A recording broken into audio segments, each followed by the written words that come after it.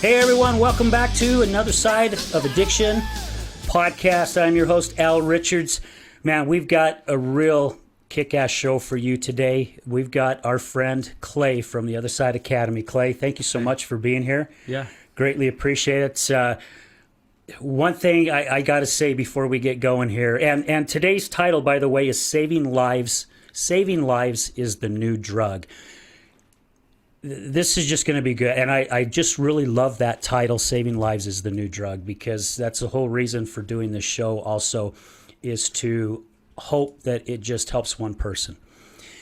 And gosh, I have had the blessing, both Janan and I, and the honor of meeting so many incredible people from the Other Side Academy. And Clay, you are one of them.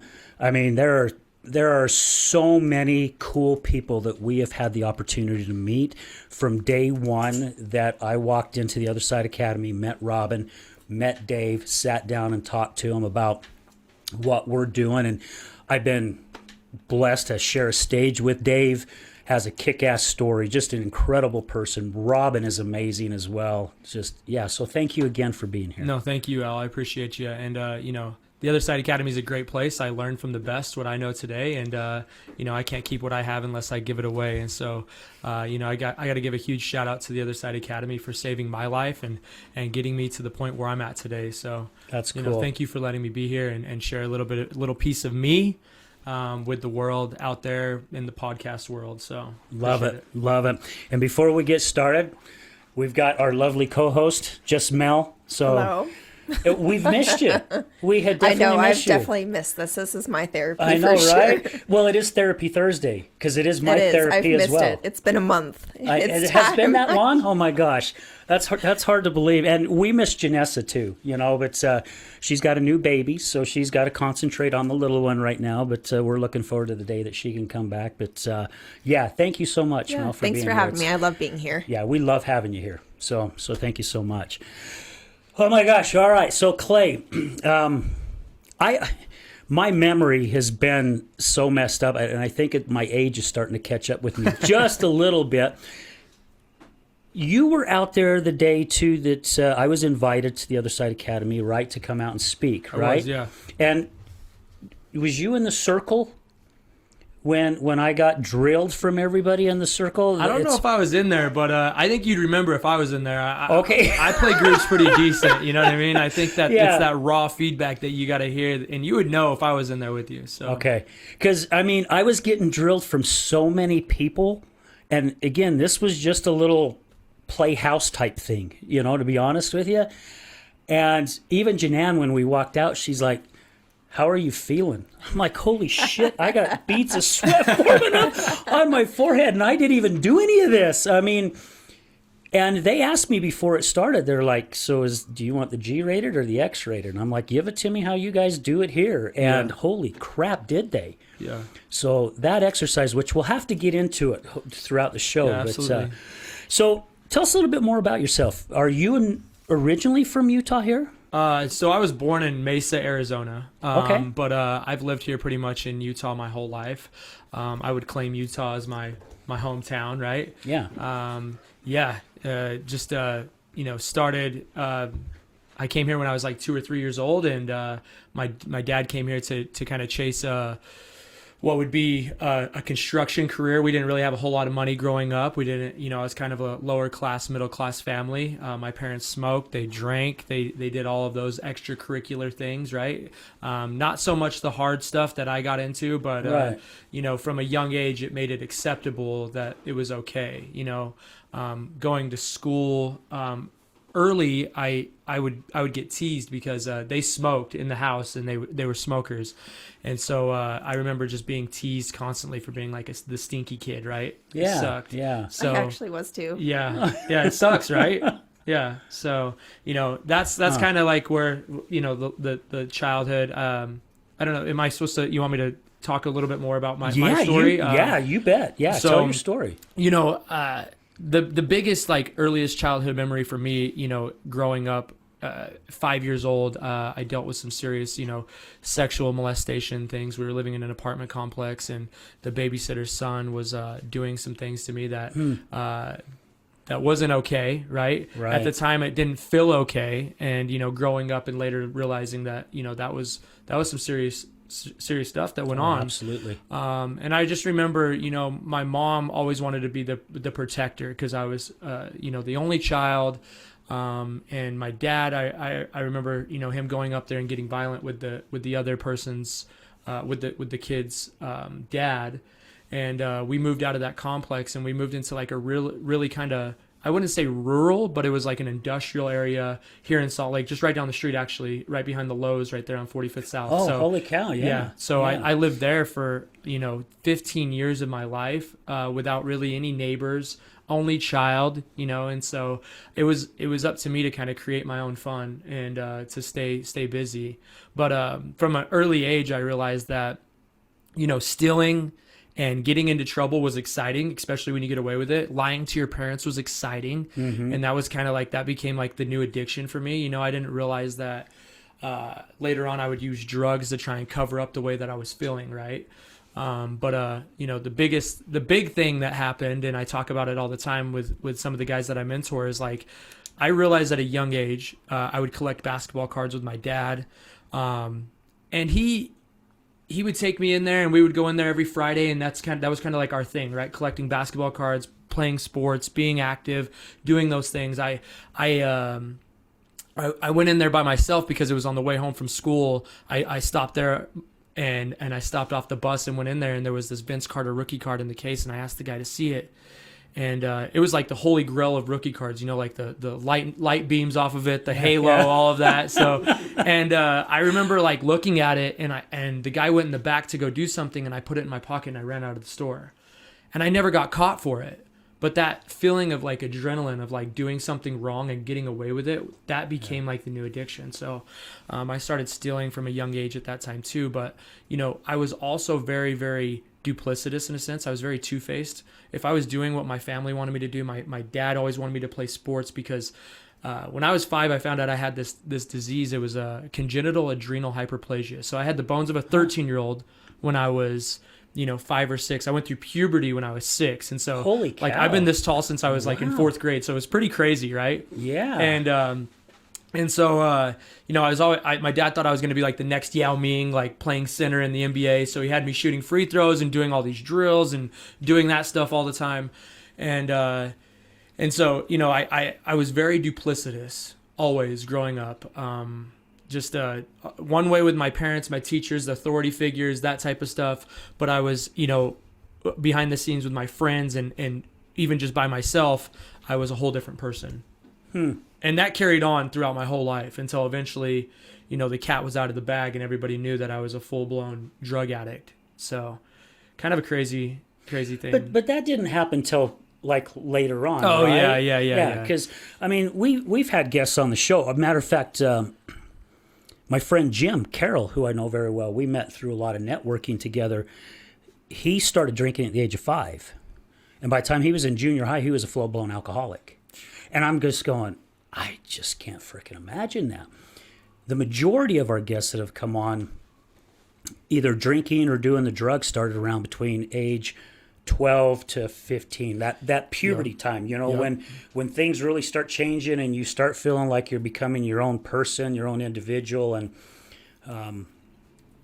so did yours start at around that age as well? Yeah, that time. Okay. Although I did go through puberty way earlier. But and everybody else that was going through it at that time, that's about the time that I started. I started drinking, and this is the thing. Like my parents growing up, like I said, they drank and they smoked. So I remember like being the kid who would go and get the beer out of the cooler for my parents, and I could open the top and take the first sip, right?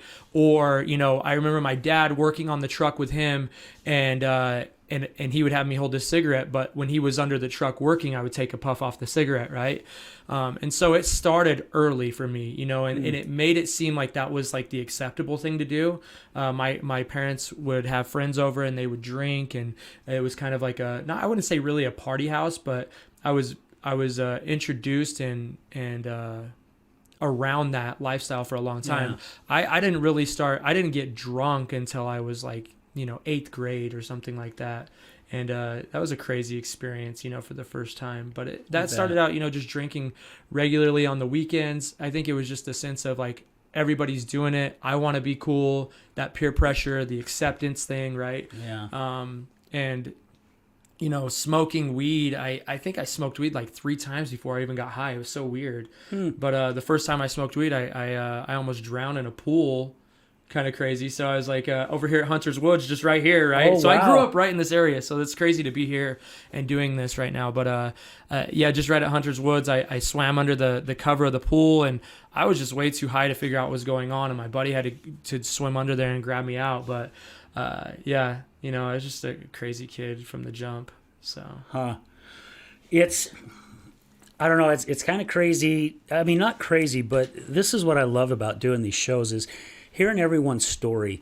And I was talking with somebody out at Recovery Day this past weekend, and we were talking about a lot of the guests that we've had on the show, and it's like, the stories are almost the same, but yet they're not. They're all different, and it's so cool to hear everyone's journey of kind of where they went, and we were also talking, matter of fact, one of the guys who will be here a little bit later, but we were on a job site the other day, and we're talking how when we grow up in a household and we see what the heck's going around in the household, we just think that's normal. Yeah. Right? I mean, how else do we know that there's any different? We think, well, every household is this way. Yeah. I mean, I remember trying my first beer. I was probably 11 or 12.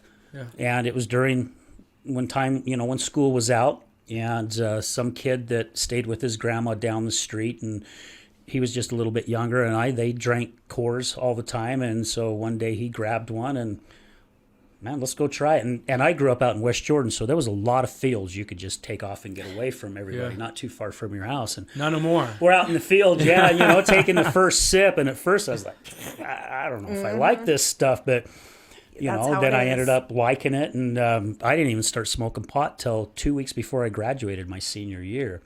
And that was up at, we went up to Snowbird. We had some friends that did some skiing up there, and they had a camper, and during spring break or so, whatever it was, we went up there, and I remember smoking it out of a Coke can. We made a pipe out of a Coke can, and I was like, man, this is some pretty good stuff.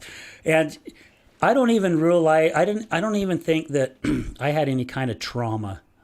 I mean, I was afraid of my dad. I was definitely afraid of my dad. Yeah, I was too, yeah. And I grew up lying as well. I was just talking about that on our 100th episode, how, I was really good at lying. And the reason why I come up with lying is because I didn't want to get my ass kicked. Yeah. I would rather tell it. Now, if my dad ever found out I lied, my ass got kicked a lot harder. Yeah. Out of me and my sisters, I was always the one that was pinpointed for lying. I've never been a good liar.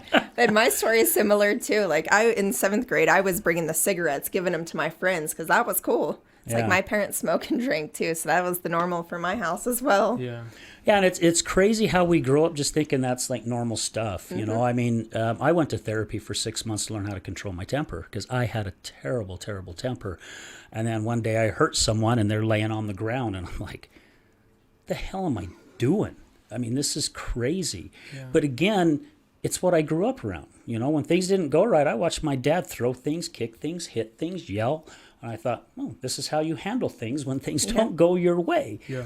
Not realizing that there's this whole different path that you can take. And I even learned that in therapy. It took a while, but I remember my therapist, she was doing some stuff to literally get me upset. I remember my feet were bouncing and I could feel my fist doubling up, and she's like, how you feeling? I'm like, you're freaking pissing me off. Why are you doing this? You're supposed to help me with this, And she had this piece of paper and she flipped it over, and it had this circle with a dark side and a light side. And she goes, the dark side is like all this mean stuff and nastiness, and over here is where things are easy and stuff. And she's like, which path do you take? And I'm slamming my finger down there. This side. Why are you doing this? And then she goes, well, how come you didn't pick the other side? What? There's you have a another choice. Well, do you like being this way? No, I don't like being this way. And I can't understand why you're making me feel this way. And she's like, well, how come you don't go this way? And I was like, I didn't realize I had a choice. I thought How this do I is do that? yeah, this is the way things were supposed to go. Yeah. But so in your bio, you were talking about, let me see, where do I have it? I have it here in my notes. So you actually got a degree. What was your degree in? Yeah, so I got a degree in occupational science. So I went to Le Cordon Bleu in Las Vegas for 2 years. Wow. But, you know, like growing up, I was always a really, really decent student. You know, I talk about that duplicitous thing. I was like voted most likely to succeed in high school. I was the like Mr. Popularity, right? Loudest personality, those types of things. And then, you know, I didn't know that the things that I was doing, I would become addicted to them. And, you know, everybody started to sober up and do their own thing and go off to school. And I did too. I was like, you know, maybe I got to get my life together. My mom's like, you're going to go to college. And she busted her butt to be able to put me through college. And she worked doubles as a waitress at a place called Black Angus Steakhouse, you know. And I just totally took that for granted. But I didn't realize the amount of work that was going into trying to give me the best opportunity and the best foot forward. But, you know, I'm out in college at that time. And by the time I'm in college, I had probably experimented with everything under the sun except meth and heroin. I was like, I'm never gonna touch meth and heroin, right? Mm-hmm. And I'd done ecstasy. I was doing Adderall regularly, like on the weekends and during the week. It was like, you know, that was like the thing for me. I loved doing that and getting that extra little like boost of energy. But by the time I went to culinary school in Las Vegas, I was a full blown cokehead, man. I was doing anywhere from, you know, a teener to a ball of coke a day, and still managing to get through college. Right. We started my college classes with 33 students and only, you know, 4 of us graduated. And I was one of those 4. Don't ask me how I did it. Wow. I think the thought of like letting my mom down and letting my parents down would have been detrimental for me to have to go back and face the music to that. So, I mean, at least I accomplished that, right? I got my high school diploma. And, you know, I think that in high school, you know, you talked about giving cigarettes out. I realized that you could go get a box of Prime Times for $20, the Prime Time cigarettes, and they liked those because it had the flavor on them. It was like, you know, it wasn't necessarily smoking. It had like a nice flavor and kind an of odor. like the candy cigarettes back in the days. Yeah, exactly. And so I was selling those like 2 for $1 and killing it. I was like making so much money. And then I realized that you could sell there was 60 shots of vodka and a half gallon of vodka, right? And I was selling shots of vodka for $1 a piece and getting kids like annihilated. I had a wow. kid that I knew that had a fake ID. And so like I think my like addiction wasn't just for the drugs itself, but I developed at an early age that addiction to like making money and selling. You were an things. entrepreneur. Yeah, in a way, yeah. Really, yeah. In a way. So, yeah, and so, you know, going to college, that's when like the wheel started to fall off at home. Like my mom and my dad, there's a 17-year gap in their relationship. So my dad was like graduating high school while my mom was still in diapers, technically, and so, you know, Sounds like our relationship, huh, babe? And my dad, you know, he's 65 at the time. And my mom was, you know, 47, 48 years old, still in her prime, but my dad was working every day doing construction just like you, right? Doing that backbreaking work. He did that up until, you know, he couldn't do it anymore. Yeah. But I came back from college for, I think it was like Thanksgiving or something like that, and I realized that something was really off in my parents' relationship. My mom was working as a bartender at the time, and I remember going into the bar just to see her, or like she was getting off work, and she was having a really strange interaction with another dude, and it came out, you know, after I got really suspicious of it. I thought my mom was maybe cheating on my dad. It turns out she was having an affair, kind of, you know, on my dad. She was starting to see another guy, and I don't blame her. She just wanted to be happy, you know what I mean? And at the time, she wasn't happy. I remember her telling my dad, you know, I love you, Larry, but I'm not in love with you. And I remember having to watch that, and it was like, it crushed my dad, you know, and it was hard for me to take in because there was so much anger and so much hate and like rage that was going on in me, and I wanted to take it out on everybody else. And you know, later on, as I've matured and that emotional maturity that I talk about in my bio, it's like I look back on it and I wish I would have done things differently. I didn't realize that was kind of like the pivotal moment. I remember you telling your story and you talked about 2009, right? Yeah, So 2009. 2009 was a straight shit show for That's me. about what you said in your bio too, right? Oh 2009. yeah, man, and that's like when the wheels started to fall off. I didn't realize it at the time, but you know, coke turned to crack at that time, and crack was like, whoa, it was like the holy grail of things, and you know, and I was doing so much crack that I needed to use heroin to come down, and so I started to just smoke heroin, and I don't think it was just I just jumped into heroin. It was like I started to do Oxycontin and things like that. It was always like a progressional thing, not knowing what the next thing was going to lead to. Yeah. You know, in order to save money, we didn't realize what we had to do to get our drugs and to get our fix. And yeah, man, I look back on that. My parents split in April of 2009, and that was tough for me. I was drinking heavily, but at the time I was doing this externship for college. So I graduated college, the externship thing. I realized that things were shaky at home, but during that externship, like I was still doing coke all the time. But I'd cooked for a lot of really cool people. I was really good at doing what I was doing, but there was a lot of negativity in the lifestyle. You know, there's a lot of drugs. There's waitresses sleeping with the cooks and cooks vice versa, you know, and cooks doing drugs right on the line and things like that. And it's just a really crazy industry to be in. But I got the opportunity to cook for a lot of cool people, you know, Jerry Seinfeld, the band Chicago, Los Lonely Boys, Los Lobos, Al Green. Oh my gosh. And I didn't realize like the opportunity that I had at the time. I think like you don't realize what you're in it until you look back and you're like, man, I wish I would have done things differently. But I kind of got on a tangent. Anyway, so 2008, I graduate college. 2009, I'm just dabbling really in a lot of other things and still kind of working in the restaurant industry for the catering company. And they gave me an opportunity to open a kitchen of my own at the Old English Grill. They wanted to turn it into something that was like a decent cafe. I was only, 21 years old at the time. And it was like an opportunity of a lifetime, but they weren't willing to give me a raise. And instead of going and having an adult conversation, I built an injustice. And I said, I'm working harder than anybody else. I'm important and I deserve it. And so I threw the badge at them and I walked out that day. And it was like, they weren't willing to give me a raise, but they were willing to take people out to lunch and all of this stuff. And so it was easy for me to poke holes and build injustices, right? And in 2000, I keep talking about 2009, my parents got divorced, April. I caught 2 DUIs in September. And then, come September, October, I found 2 of my buddies dead from a heroin overdose.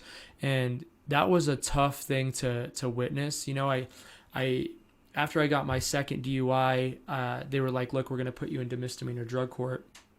And, I knew that I needed to shape up. I knew that I needed to do something different. Like I wasn't living up to the potential that I knew that I had, that my parents raised me to be.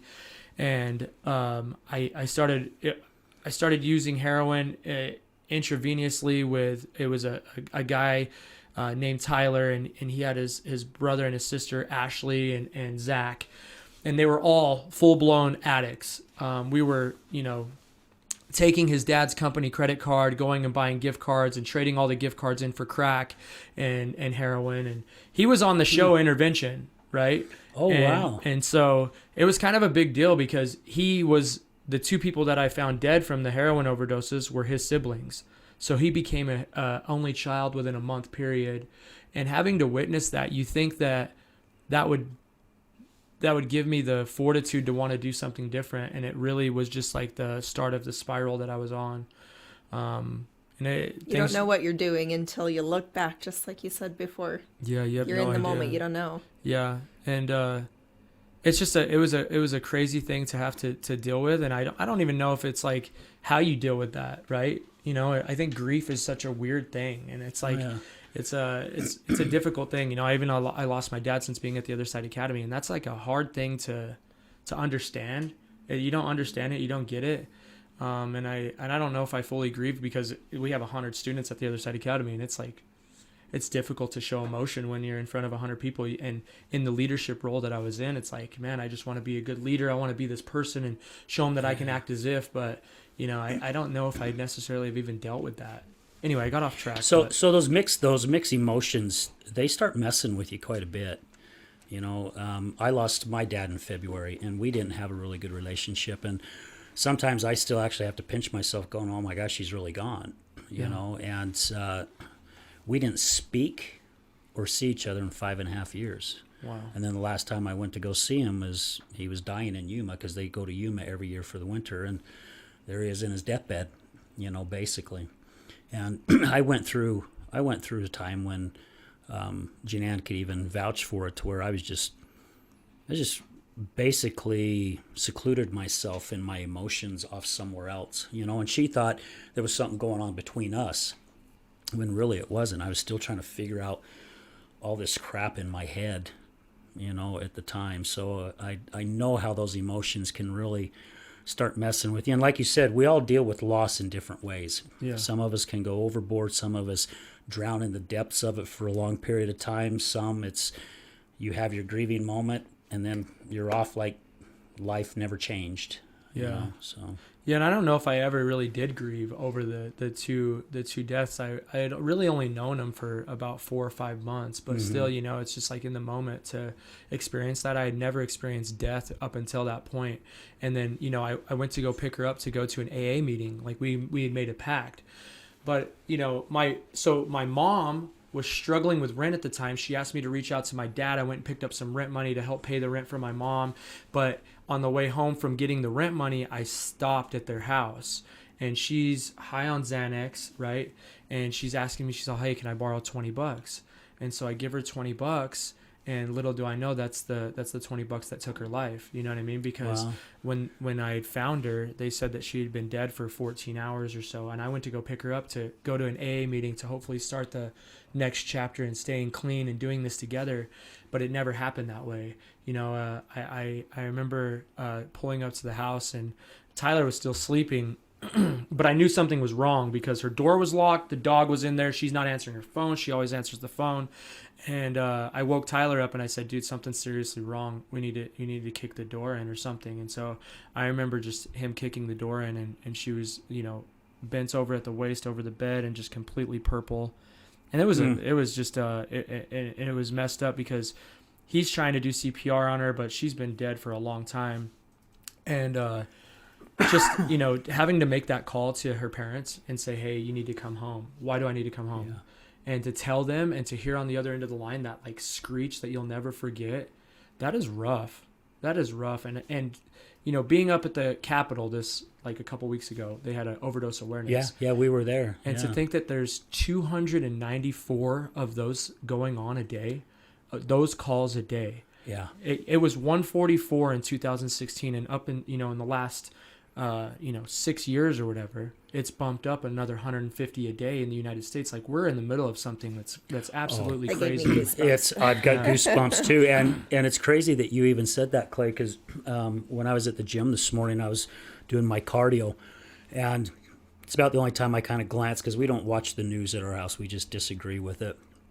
And Fox News popped up there, and they said that overdose is pretty much at its all-time high right now. And I'm just in shock. I mean, what did they say out there? It was every 13 minutes someone dies of an overdose. And I'm just going, holy crap. And it's crazy. We've been talking for a half hour, so that means like 2 people have passed away in already. Just the conversation that we've had on this podcast. And yeah.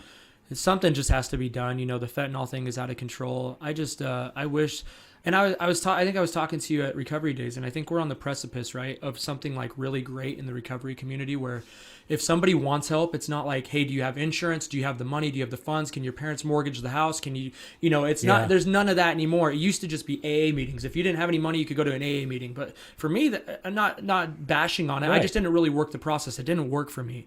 And I needed something long-term. I needed something that had structure. I needed something that had some discipline, because I was a loose cannon. And I think that we're on the precipice. Like, if anybody needs anything or wants anything, like, they can get it immediately. And that's just it, based if you have insurance. If you don't, if you want help, we can get it for you. Yeah. There's so many resources that are coming about, and it's great. But I hope that people can find that before it's too late. I think that people think that, well, it's not going to be me. I'm smart about it. I know what I'm doing. I know how to do it. Oh, yeah. And it's like, until you become one of those statistics. just another sad story. Yeah. Well, and how do you know? I mean, really? I mean, how do you know you're not going to be the other one? And we've had people on the show that have said that as well, and we had a guy on the show here just a couple of weeks ago. He overdosed 3 times. And how he's still here, he's like, I still don't even know how I'm still here. And he goes, you'd think after I overdosed the first time I'd get it. Nope. Second time? Nope. And he's like, I told myself I was smart. I'd never get that way. And then he goes, I still pressed my luck. So it's crazy. And like you said, there's so many resources out there now. I also feel, and again, this is just my own belief, and I'm not trying to change anybody's mind out there. It needs to be spoke about. This shit, keeping it quiet because you don't want to hear about it. Yeah. And even people who have family members who are struggling, because I was one of them. When my wife was going through the depths of her addiction, I didn't talk about it. I didn't tell my family. I was embarrassed. Yeah. I was in fear of what they were going to think of my wife, because I knew it wasn't my wife. I knew it was the addiction that was causing her to do what she was doing. And for me to hold it in as long as I did, to even the thought of committing suicide because I couldn't deal with it anymore, that's just freaking crazy. Yeah. And once I started talking about it, I mean, we shared it on our 100th episode. It's like I had 1,000 balloons attached to me, and all of a sudden I just start feeling so much lighter instead of this heavy weight on me constantly. And that's also one of the reasons why starting this show is to get people, hey, man, it's okay to talk about it. And it's okay to talk about any addiction, not just drugs and alcohol. We're talking, sex or porn or gambling or gaming or eating, whatever it may be. We have to talk about it. We can't be ignored. And one thing I'm finding out with some of the other recovery places that we have interviewed, they're starting to change their names now. Instead of so-and-so recovery center, now they're calling themselves so-and-so health recovery or health. Yeah. And they're starting to realize, even though AA has helped a lot of people, I mean, it's a program that has helped a ton of people. Yeah. Al-Anon has helped a lot of people. I wasn't one that could deal with Al-Anon. I did not like it, couldn't stand going to it. But they're starting to realize, too, that the problems it's inside here. Like you were talking about, being sexually abused as a young kid. And that's happened with a lot of our guests that have come on the show, and other types of trauma, whether their dad left or their mom left, or something in their life just changed. It clicked, and they didn't even realize they were suffering with it till they got a little bit older. And then the drugs and alcohol came into play, or the eating or the gambling. And it's like, man, this makes me feel better, so I don't have to think about all this stuff. So it's the stuff that's happening inside.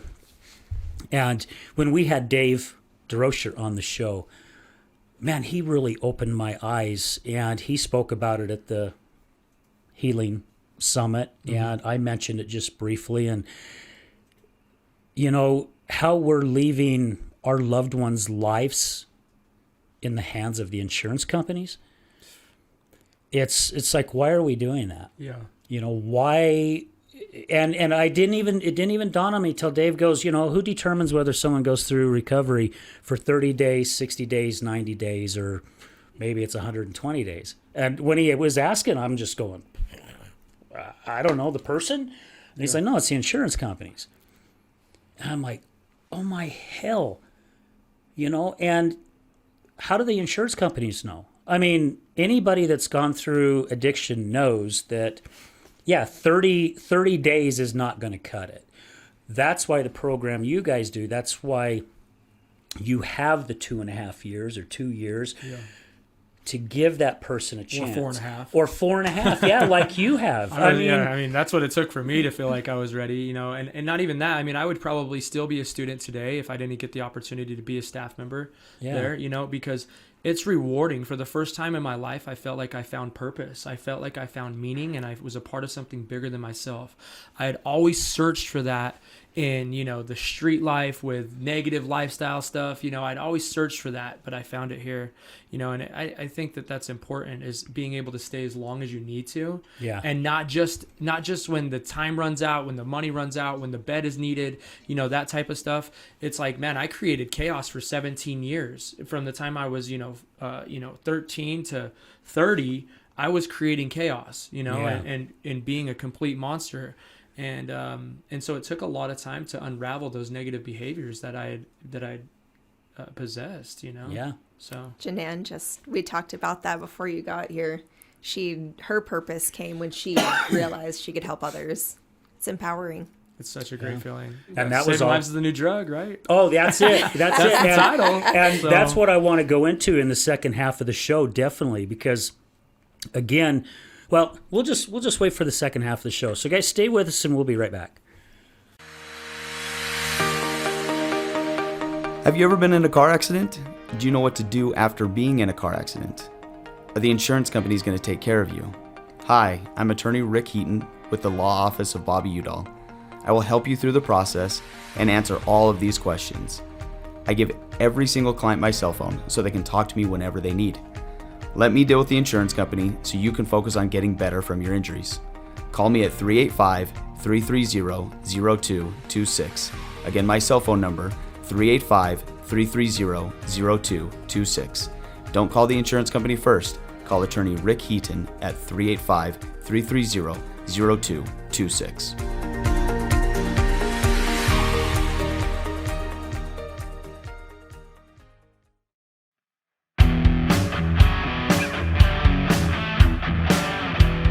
Hello, my friends. This is Brad Neufeld, and I want to thank you for tuning in to the Resilience Talk Network. You can listen to my show, Resilience, every morning, Monday through Friday at 8 a.m. Mountain Standard Time. On my show, we will be discussing what it takes for you to overcome the day-to-day challenges that all of us face in life, as well as some of the devastating ones that may lead us to feelings of hopelessness and despair. It's my goal to provide you with the tools and skills that you need to overcome anything that is thrown your way. To find out more about my show, visit our website at www.resiliencetalk.com. That's www.resiliencetalk.com. And as always, until we meet again, go for everything that you want in life and make it happen.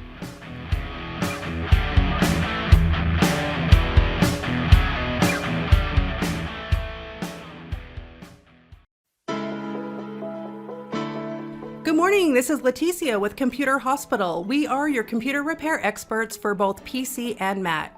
We are your community resource for all of your computer repair needs. What makes us different is that we want to fix your computer. We also do free diagnostics. We charge a flat rate labor, which means that you won't pay by the hour. All of our computer repair is done in-house with a fast turnaround time, and same-day service is also available. Feel free to stop by anytime without an appointment. We're located in Sandy at 8721 South State Street. Again, that's 8721 South State Street, or call us at 801-987-3993. Again, that's 801-987-3993. This is Leticia with Computer Hospital, and we look forward to seeing you soon.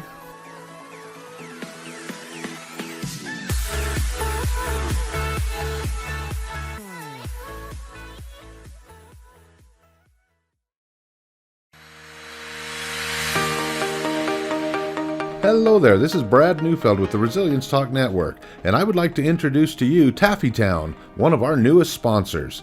Let me introduce you to Derek. Hi, I'm Derek from Taffytown. We're proud sponsors of the Other Side of Addiction podcast. Taffytown is a family-owned and operated business still operating in the Salt Lake City area for over 100 years. We manufacture some of America's best saltwater taffy. What makes Taffytown stand out from all of the others? We have a unique recipe, a whipped style recipe that incorporates egg whites, evaporated milk, real sea salt. It's a unique product that is flavorful, melts in your mouth, and the best part is we probably have a flavor for anyone's liking, a flavor for any reason, for any season. We have unique flavors like chicken and waffles, maple bacon, frosted cupcake. New this year was a pineapple ghost pepper flavor. That's awesome. Where can people find out more about Taffy Town and all of its products? You can check all of this stuff out. All of our products are available for sale on taffytown.com. We ship for free from our website, so all of our pricing on there is shipping included. Oftentimes we offer special promotions and discounts to our loyal customers, so do be sure to sign up for an account, and we look forward to seeing what we can do to make you smile with our taffy. Where are you located? We are currently located at 9813 South Prosperity Road in West Jordan, Utah, just at the foothills of the Copper Canyon Mine. Derek, taffy has always been a great gift to give. What are some of the creative ways Taffy Town can help say thank you to others? Yeah, if you're looking for gift ideas, whether to say thank you to friends or family, or maybe to your clients after such a difficult or successful year that you've had, you could look no further than to get a gift idea from taffytown.com. We offer prepackaged gift boxes that say that it's saltwater taffy from the city of the Great Salt Lake, and it tells a little bit about the history of our community and making candy for so long. You can also do customized gifts to pick out just the right flavors or colors of candy for that special someone, and deliver even a personalized message in that box to them. So please feel free to check out taffytown.com for any gift ideas this season. Thank you so much, Derek. Please visit taffytown.com, that's taffytown.com, to find out more about the products and services that Taffy Town offers. You won't be disappointed.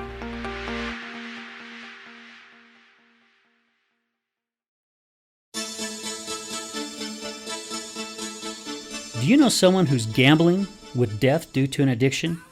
Do you know someone whose life is being turned upside down due to a loved one that's battling with addiction? Hi, I'm Al Richards. I am the host of the Other Side of Addiction podcast. I started the podcast due to my wife's battle with alcohol. Let's just say I became addicted to her addiction. Our podcast is helping people understand a little more about those who have battled addiction and those who are hurting from their addiction. Through raw vulnerability, we share stories that help uncover the root causes of addiction. Shame felt on both sides, matter of the conscious and subconscious mind, continued beliefs, and often confusing paths of recovery. We collaborate with real people and their stories, as well as licensed professionals, to help our audience gain a better understanding of addiction. You can find us on Resilience Talk Network. You can also find us on Facebook at Mr. Al Richards. That's Facebook at Mr. Al Richards. You can also find us on YouTube. Just look up the Other Side of Addiction podcast.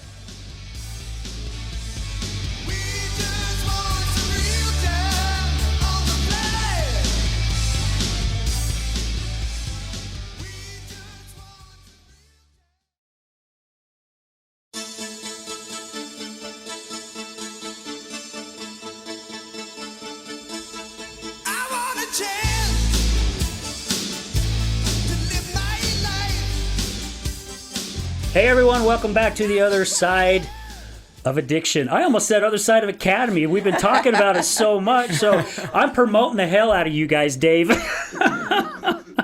So right before the break, we were talking about saving lives is the new drug, and that was actually our title, and we were just starting to get into that before we stopped for the commercial break.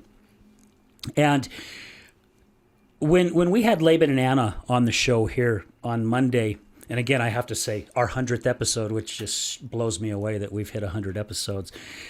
And we had a gal that we interviewed out of Arizona, and she was talking about, she's 19 years clean. Ooh. And has a 30-year-old son who's battling addiction right now, heroin.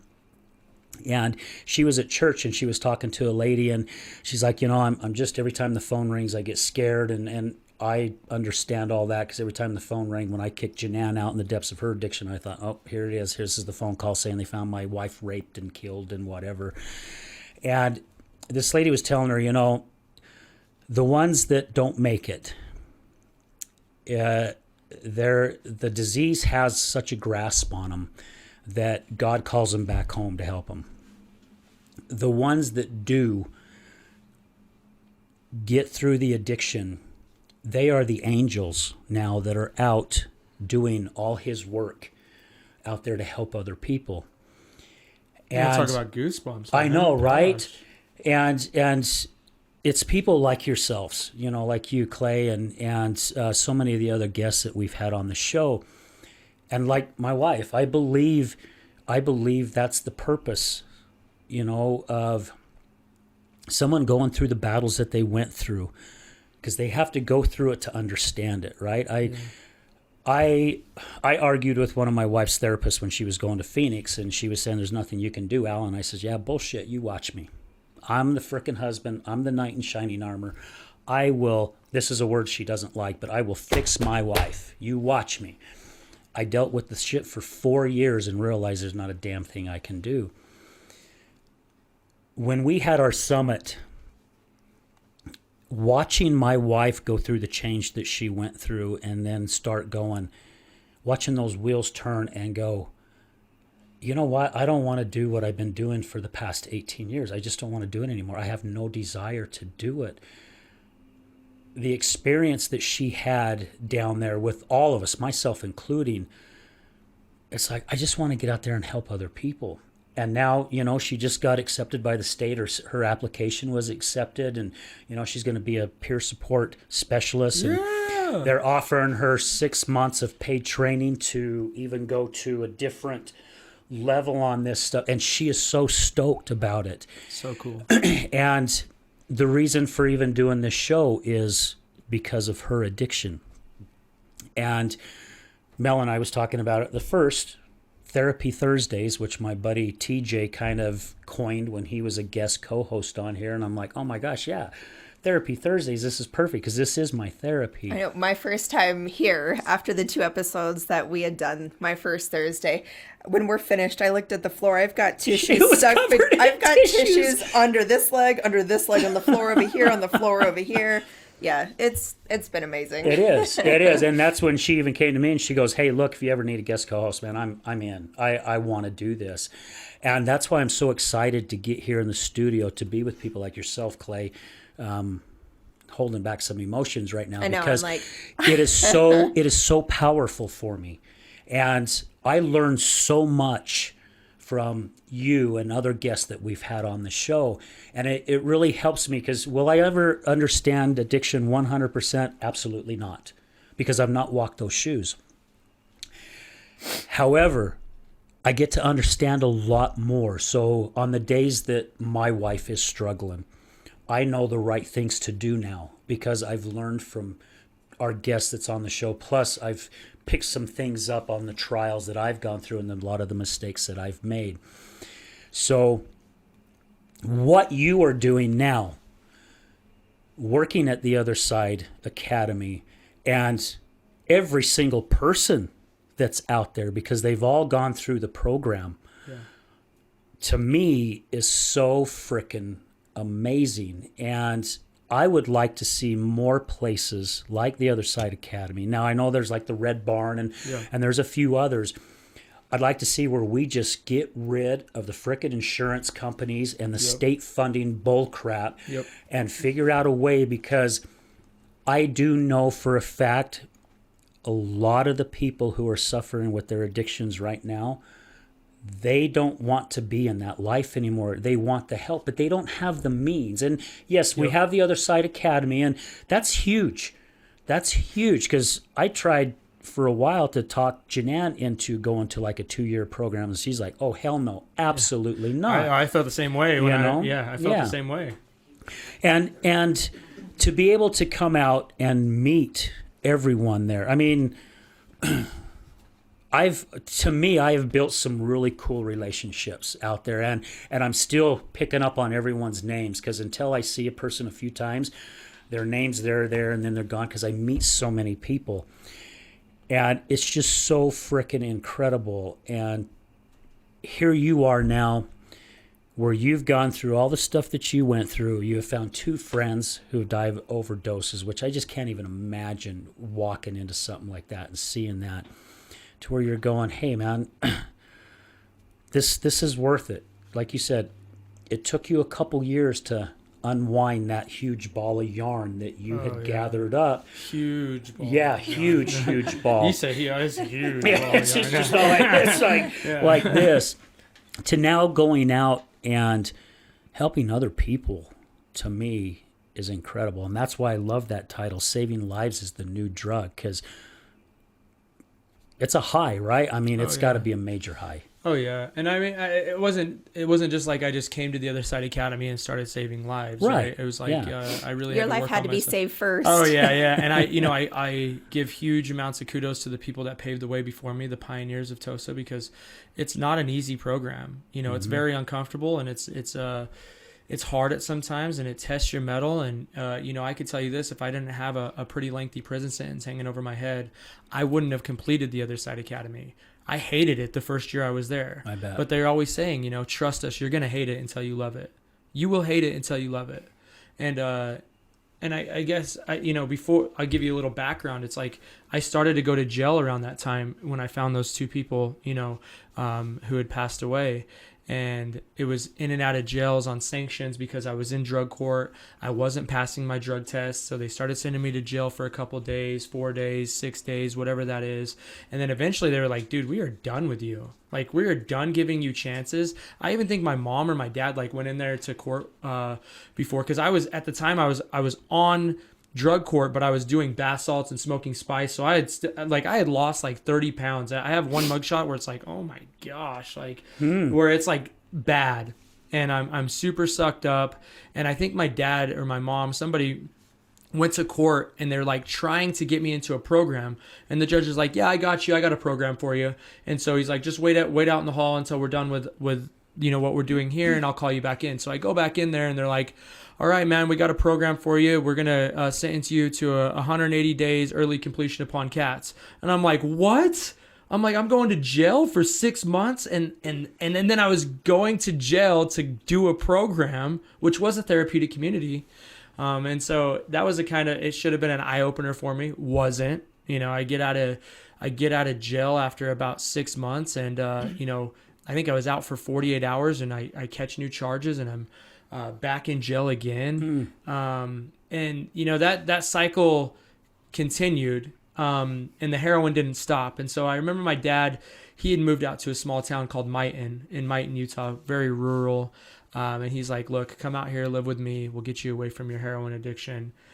But you know how that is. You can change your address, but you never change. You know what I mean? You can change. Small town sometimes is worse as well. Oh yeah. And I was like, I'm never gonna find drugs out here. But gosh, was it infested out there? It was almost easier. I was like, whoa. Yeah. So I traded a heroin habit for a meth habit, and I ended up living out there near the Indian Reservation, on the Indian Reservation in Fort Duchesne, Mighton, Roosevelt area. But it didn't start out just like I was doing meth. I was working on for a what are they called? It's like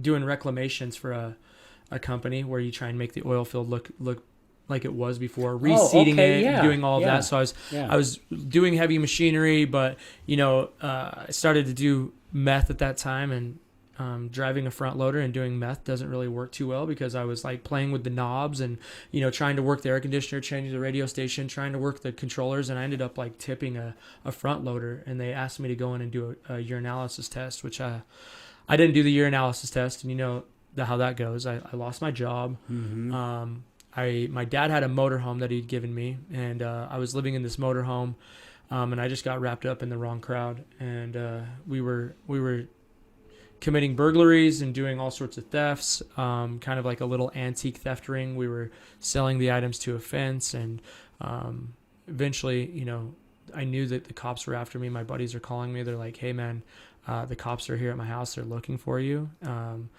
And I knew I was screwed.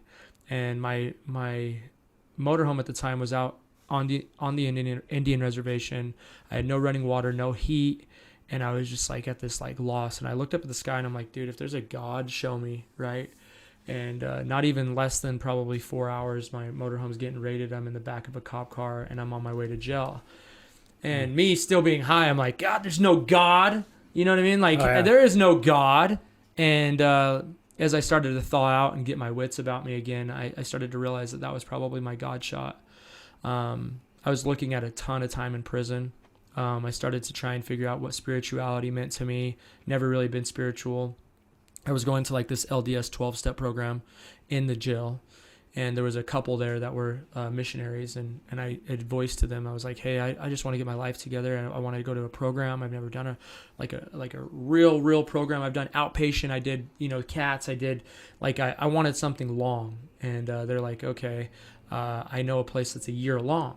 And it was this biblical, faith-based program called Victory Outreach. And I go to this program. I get the judge is like, if I ever see you again, and if I have to see you in front of my courtroom, you're going to do the full amount of time, and I'm going to sentence you to the maximum sentence that I can sentence you to. I'm sick of seeing you in front of me. And that was scary. I had never been to prison yet, but I knew that I didn't want to go to prison, especially for the amount of time that I was looking at going to prison. And so I took it serious, right? And I go to this program, and they had you wake up really early in the morning and pray for about an hour. And I'm praying for an hour. I'm just like, God, I just want to be successful. I just want to be successful. Whatever that looks like, just please make me successful. And I was there for about 30 days. It's about a week before Christmas, and the Salt Lake Police Department comes in and raids the place and shuts it down for not having proper licensing and that type of stuff. And I'm like, oh my gosh. I'm like, no. I'm like, oh my. Finally, the one thing that's working. It was or working. On the track to it working. was on the track to working, I'd say, but I was still like I didn't know if that was the right thing. I didn't know if it was working. I didn't know if that was going to be the change for me. And I knew, I was like, my probation officer is going to put me in jail. I'm going to go to prison. If I do not get in a program, I am screwed. And I was trying to get scholarshiped into programs. I went to 7th Street. I tried to get scholarshiped into 7th Street treatment, right? And I was just looking for the easy way, right? And at the time, they were like, look, I know of a 2-year program, the Other Side Academy. I'm like, you're tripping. I am not doing a 2-year program.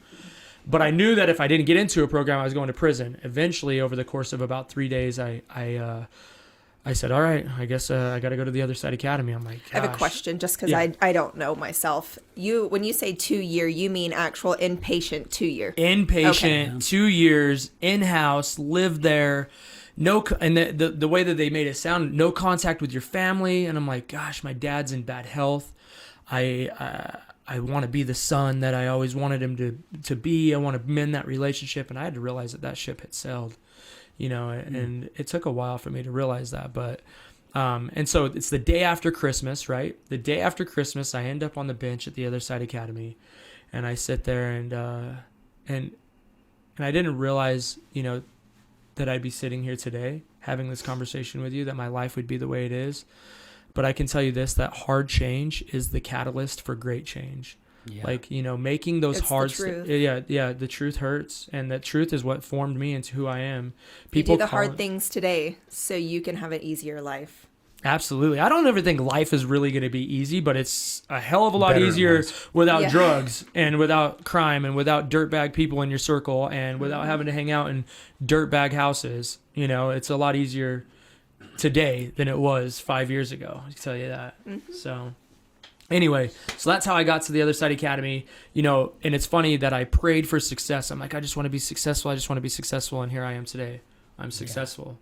And I contribute all the success in the world to, my higher power, Dave DeRocher, the people that molded me and formed me into the man that I always knew I could be. My peers at the Academy who gave me the raw and relentless feedback that I always needed to hear, even though I didn't want to hear it. It was what I needed to hear. And that mentorship that I had received there, I had a mentor. I made a rap song about, it's called Missing You. And I wouldn't probably be here today if it wasn't for a guy named Eric Morgan, who was one of my mentors when I first got to the Academy. I was always being talked off the ledge. I wanted to leave. I hated it. couldn't stand it. I was like, this is uncomfortable. I don't like it. I want to leave. And he kept me there. I was always on the edge of the cliff, and he kept me by my belt loop a lot of times. Wow. And he passed away in a motorcycle accident.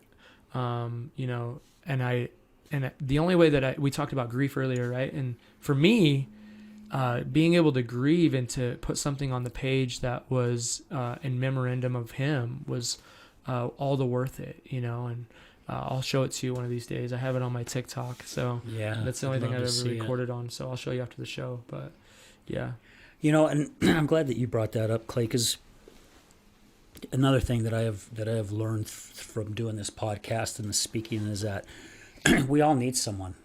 We all need someone basically in our back pocket at all times. absolutely. And that is the sad thing about addiction as well, is that so many family members and friends, and some rightfully so, it just pushes them away, and it's so hard to stay. It's so hard to stay, to give the support. And you said it. You just said it here just a few minutes ago about giving your life over to a higher power. And really all this has also helped. I mean, both my wife and I, we grew up LDS, and LDS is throughout our families.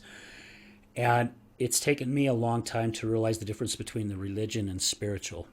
And I've become, for me, I've become more spiritual than the religion, basically, because I believe it's really opened my eyes a lot, with you saying that you're like, God, please help me be successful. Please help me be successful. I hit my knees so many times going, God, why are you putting me through this? Why do I continue to jump on this hamster wheel with my wife? And, always saying why this. And of course, I was blaming everything on her, not looking at my own faults throughout this whole thing as well, because I made a ton of mistakes. And kind of like what an addict does too, their addiction is because of everyone else. It's not them, it's because of everyone else. Well, us on the other side, we do the same damn thing. We point our misery to the addict, because if it wasn't for the addict, we wouldn't be going through this either. Yeah. When really, That's the truth. all of it is helping us, right? It's helping us kind of bring life into light on really who we are. And the reason why I kept going through what I was going through is because God kept putting me through it, because I wasn't getting it. And I had a friend tell me this not too long ago, about a month ago. So, and he's like, the reason why you're going through all this is because you didn't see the whole picture. And I'm like, no, I agree with you. Now, if you would have said this to me a couple of years ago or a year ago, I would have said, yeah, bullshit. You're full of shit. Yeah. But no, seriously. And until you start realizing it, and to have somebody in your back pocket that's there, it's like Mallory's story, right? Chuck. Yeah. If it wasn't for Yeah. Chuck, who knows? She'd probably be in prison right now, and not have her two beautiful daughters and have her husband, Wes, I mean, we have to have that support. And I've even said on the show, a lot of us who are on the other side, stop being the therapist. Just be that person that's there for support. Let them know that you still love them, that you still care for them, because that means the world to them. Yeah. It really does, know. And Jeanette even told me once before, and I've shared this many times, for once she wished I'd be her husband instead of her damn therapist. And I still didn't get it at the time. It took me a couple of years to still figure it out. But to have that support and someone like your friend, and to me, and this is just how I look at it, he was just another angel that was here, and his job was to do exactly what he did to help save you, and then he was called back home. So, yeah. Yeah, and I think a lot of times too, I'm just a soundboard for some of the guys that I mentor, and I'm trying to just like help them through things. But it's not always about like giving a light bulb answer where it's like, hey, you're gonna be fixed. It's just about letting them like dump on you. That's how we use the term. Yeah, I know it sounds crazy, dump. but not like dump their feelings on you, right? So, and just being able to just listen and just be there for them.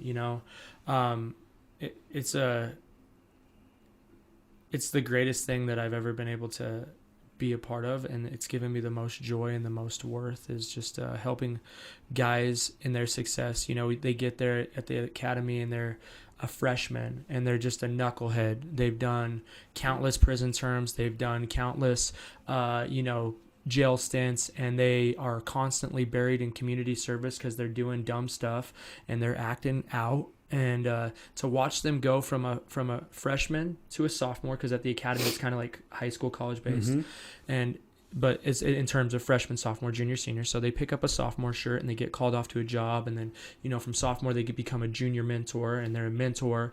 And to watch those guys mentor the younger guys in the house and give them the same information that I was once given, that Eric gave me, right? It's the greatest feeling in the world, is to watch people, just change right before your eyes. And that's what I talk about, at the academy, to see that. And again, I just got to go off by like what our guest said. You guys are the angels. I'm seriously going out there and just helping so many other people. I think so. And you are too. I mean, this helps people. I know, I mean, really. What you guys are doing too is super cool. Just spreading your gospel, spreading your story, hopefully inspiring other people to change. Because like you said at the beginning of the show, it's just one person. Even if this show helps one person, it's relatable for one person. That's all that matters to me. Yeah. And if it doesn't, so be it. And because that one person can go out. I mean, you were just one person, right? Now look at all the other people that you're helping. Yeah. It's that snowball. It just keeps getting bigger and bigger. And, and this is another thing about this show is the mission to get rid of that stigma. And Janan and I, we was invited to a neighborhood protest of a sober living that was coming in to a neighborhood. And our good friend Jackie, who we got to meet through this podcast, and she was with Matter Behavioral at the time, but she's working for some other people, and she's like, hey, would you come out and support us? And it's like, yeah, absolutely. And it was in West Jordan. It's like, oh, that's my hometown, man. I'll go out to West Jordan. And being involved with the West Jordan Chamber and some things, I've gotten to know the mayor and a lot of the city council people and stuff out there. And we got out there, and I tell you what, it was like the 1700s frickin' witch hunt. I'm not shitting you. Janan, she come up and she goes, I gotta go. I gotta go. She goes, I'm just gonna go down the street. I mean, it was freaking her out, and it was triggering her really bad as well. And so she leaves, and some of the comments that was being said, I mean, we had a couple of people that had worked at AP&P, and they're, I've been at AP&P, and I know what kind of people come through here, and they're just blind. And one of this couple that was next to us was mouthing off, and of course it lit my fuse, and I turned around, I'm like, oh, you freaking think you know what it's all about? Yes, I do. Well, what makes you a professional? And somebody behind me put their hand on my shoulder and said, Al, just calm down, and I shut up. And I had an opportunity to speak. The mayor asked if I'd get up and talk, and I can't even really remember everything that I said. All I know is I got to use this in my talks, because the energy that I had and what I was throwing out there, I mean, it was just like, just blowing it out there. And literally, I had everyone's attention. No one said anything the whole time that I was talking. And I know what I was throwing out there is, guys, you're looking at this completely wrong. Yeah. I do remember saying the people that are coming through the sober living is someone's daughter, someone's son, someone's dad, someone's mom. Yep. There's people that love them. It's not this piece of shit human who you think it is that don't deserve to walk on the face of this earth. Yeah. And it's like, these people deserve a chance. And yeah, my wife went through 8 rehabs. I was talking to a guy that we're working with now. He works with us, and he's been in 9 recoveries, and he's 9 months clean right now. And all he's doing is bettering his life, and he's wanting to move on. And it's sad how people are still so busy pointing their finger, which I was just as guilty. Yeah. I did the same damn thing. I'm not going to deny it. you have people like yourself who go, okay, yeah, maybe the court is ordering me here and I'm going to do it selfishly because I don't want to end up in prison. But then you end up finding who you are as a person and who you can go out there and help. And now where the heck was I going with this? Just knowing that it can be changed and having that opportunity, because Janan, she's been out there busting her ass trying to find a job again, and she's had a couple where they've hired her, and then her background check comes back, and they're like, let's see, yeah, an assault on a police officer, DUI. Sorry, we're going to have to let you go. Yeah. These are the same people that drive downtown and go, why don't you guys get your act together? Give back to society. Go get a job. But then when they're out there trying to do it, Nope. Get Yeah, away. sorry. Get Sorry away. about it. Yeah. So we're pushing them right back into the lives that they're working their asses off to get out of. Yeah. And I really do believe that things have got to start changing. Absolutely. I mean, again, like we talked about with insurance companies, why are we leaving this in the insurance companies' hands? It's just like the suicide awareness. Why isn't there recovery awareness? Yeah. Yep. And more programs too for the people on the other side. It's just magic for the people that have no idea. It's like they're a drug addict. They're better now. Everything in between, they don't care about. Yeah. True. Yeah, there's a lot of sad stories out there, but I think that there's a lot of really great success stories too. I mean, you look at the story of there's so many success stories at the Other Side Academy. And when you look at like what it's doing to not only the recidivism rate, which is most of the time what people get all worked up about because it's their tax dollars that are imprisoning these people, and then they're like, well, I just want it to stop. You know what I mean? But it's easy to point out a bunch of problems, but what are we going to do to find solutions? Mm-hmm. Like, what are the solutions moving forward for people? Because, like you said, that is somebody's son, that is somebody's daughter, that's somebody's uncle, dad, brother, whatever they are. There's somebody to this world, and even if they didn't have anybody, they're still a human being. Yeah, absolutely. That deserves something better. And I think redemption is the greatest story ever told, right? People that can turn their life around and redeem themselves. That's a great story. I interviewed a guy at the academy just a couple days ago, and everybody's like, "Don't take him. Don't take him." I don't think he's going to be a good fit. He doesn't have a whole lot of fire. And I'll tell you what, man. He's been homeless for the last 10 years. This guy living in the streets. He's from Sudan. And he, today just had the biggest smile on his face because for once in his life, I feel like he's found a purpose. He's found some worth, and he knows that, like, hey, I'm in a good spot. I don't even know when the last time this dude slept in a bed. It's because somebody saw him Yeah. when nobody has. And it makes, like, it fills my heart to know that, like, we play a part in that, and I told everybody there, they're like, why did you take him? I said, this guy's going to be the greatest success story ever told. And I'm telling them that I'm just going to invest my time into this guy. And if it works out, it works out. And I know that that's like the greatest feeling in the world if it works out, because he does have potential. He is worth it. And he's probably been told his whole life that he's not worth it and that he's not going to amount to anything. And that's just what feeds my soul, is to be able to do that. It's not about the money. I mean, if I was about the money, I'd go make money doing something else, maybe rapping, who knows? Yeah. Right. But, the Other Side Academy is where my heart is invested, and I think you have to have a certain type of commitment, a certain type of aptitude, and a certain type of love for this, and I definitely have that. Yeah. So. Well, and I can see that, and I have seen that from everyone that I've met from the Other Side Academy. I mean, I really, really have, and not saying that I've not seen it from other recovery centers that we've had in here as guests, because, excuse me, they all have a big heart, and they want to do the best, and. Absolutely. For them, a lot of them, their hands are tied, because of certain regulations or because of insurance issues and things like that. But everyone that I have met over there is just incredible. And it was even an honor for me just to be able to go out last December and come out and tell my story. And I'm still learning a lot in the speaking realm, and I still got a long ways to go. But to have that opportunity and to be out there with so many amazing people. And it's crazy because I met so many people that night that came up and was talking to me and introducing themselves.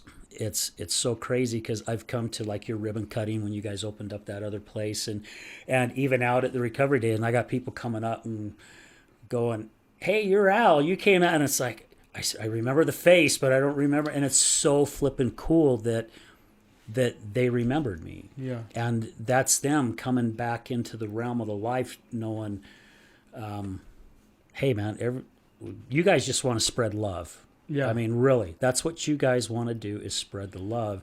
And I feel it every time I talk with someone from the Other Side Academy. But I think people have the idea of love a little twisted, because sometimes it doesn't look the way that you want to hear it, or you don't hear it the way that you want to. But that love is just being able to tell somebody, when they're falling short too, and being able to call them out on their behaviors and to tell them like, hey man, you're really messing up right now. And it might come off in a colorful way, but you're a drug addict. Like, you're going to tell me that you can't handle it. Like, there at the Other Side Academy, we develop thick skin and a tough chin, and we try to get people to just push through some hard things. And if you can do that, we'll mold you into the person that you've always wanted to become.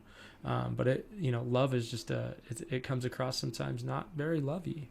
It's part of that hard work that you have to do. Yeah, absolutely. Yeah, I think anything in life it takes hard work. If you want something, like, if it was easy, every geek off the street would be getting sober. Oh, right? absolutely. I just read the 7 Habits of Highly Effective People and change my life. Yeah, but yeah. it doesn't work out that way. It doesn't. It doesn't work out that way. Yeah. So I wish it was that easy, But I made a 4.5-year investment that is going to pay off for the rest of my life, and not just pay off for me, but pay off for other people too. Yeah. And hopefully be that angel for other people and pull them out of the depths of hell that they've been living in for so long.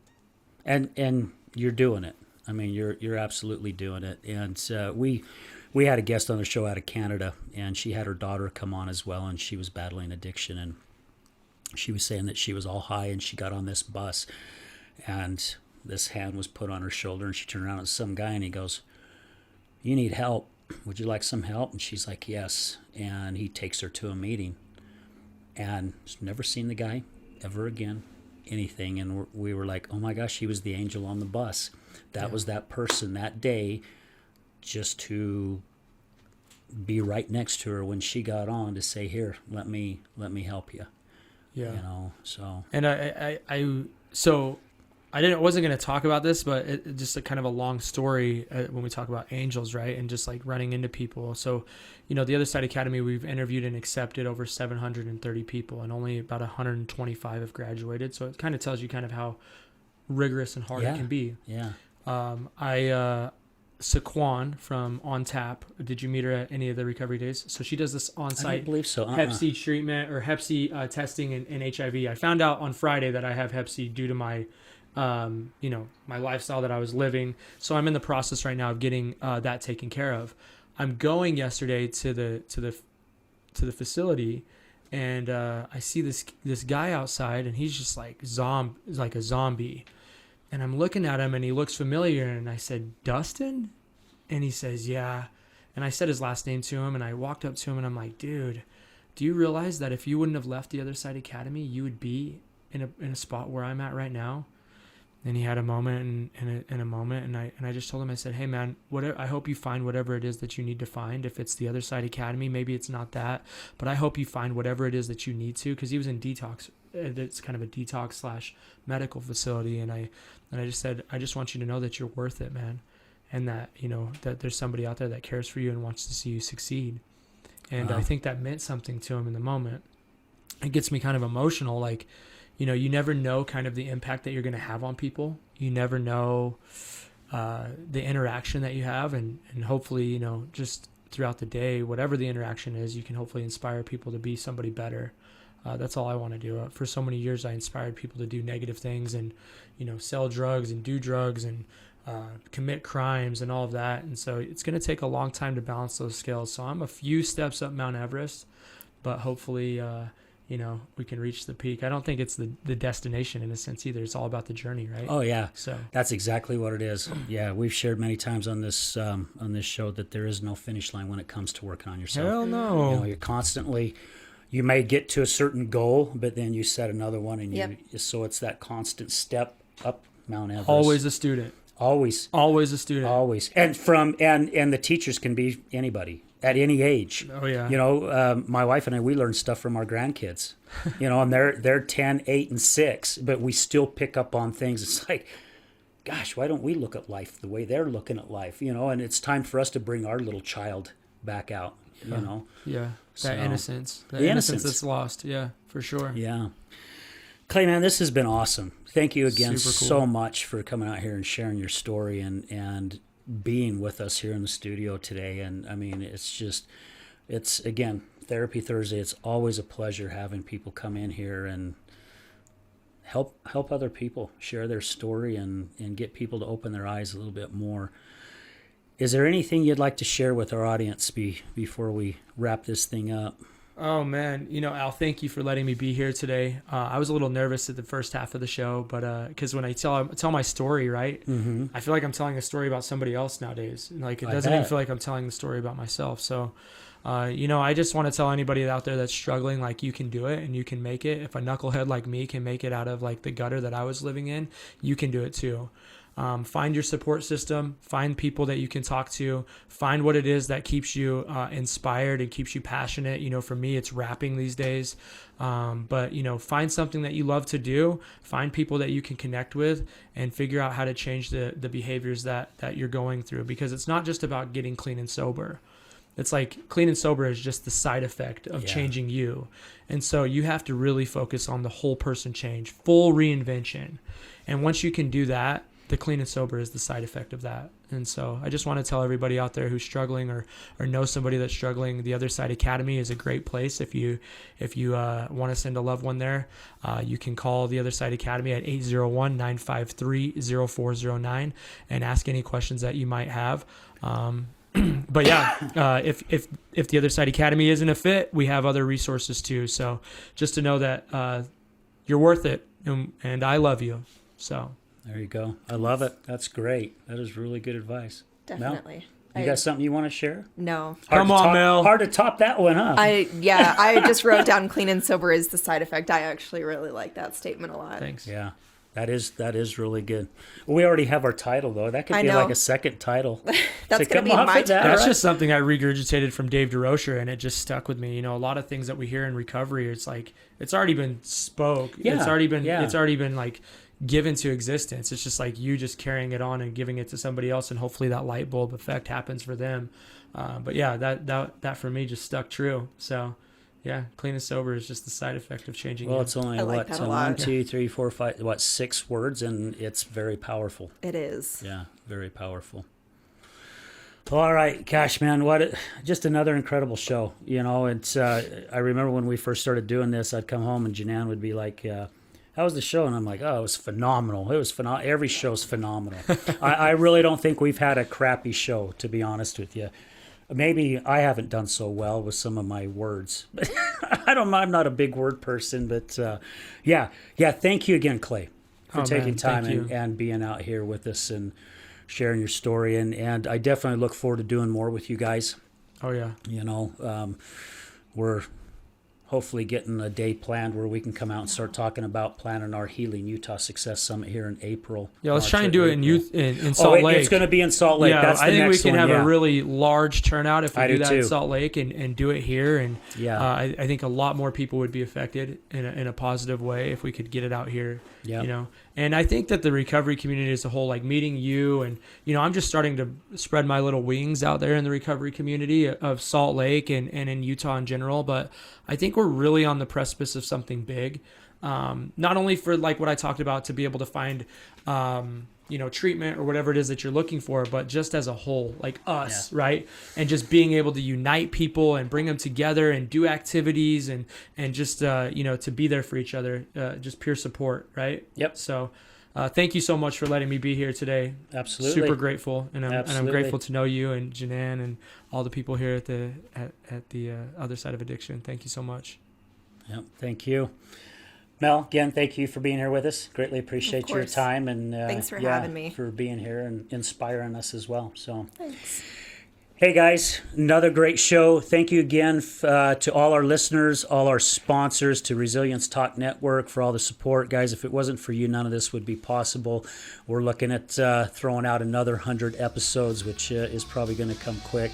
So again, love and appreciate all you guys. Thank you so much.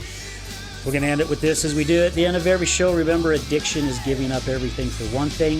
Recovery is giving up one thing for everything. We're out.